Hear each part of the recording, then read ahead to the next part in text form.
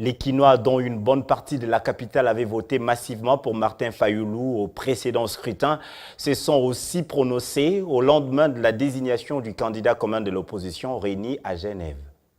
Le problème, c'est la finalité, les résultats après les élections. Juger, c'est encore très tôt parce que nous ne sommes pas encore le jour J et la campagne officiellement n'a pas encore commencé.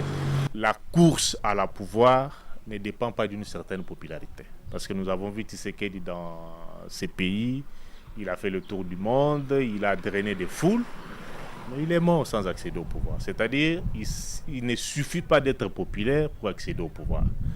Aux États-Unis, on a vu aussi Trump, on a vu Bush, qui n'ont pas été populaires, mais ils ont accédé au pouvoir. C'est pour dire que il y a d'autres moyens, en plus de la popularité, qui interviennent, qui définissent même, au finish, l'accession au pouvoir.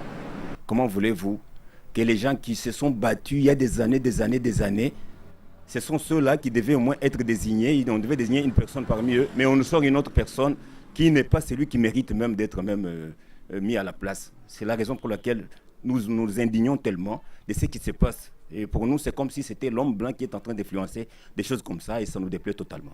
Il ne pèse même pas, même aux élections, je ne vois pas, ici peut y avoir au moins un certain nombre de gens qui peuvent au moins lui voter. Bon, Azo pesé vraiment ma casse. Martin Fayoulou est crédible. C'est un vieux politicien que nous connaissons. Le fait qu'il ait le soutien des leaders de l'opposition réconfortera encore plus sa crédibilité.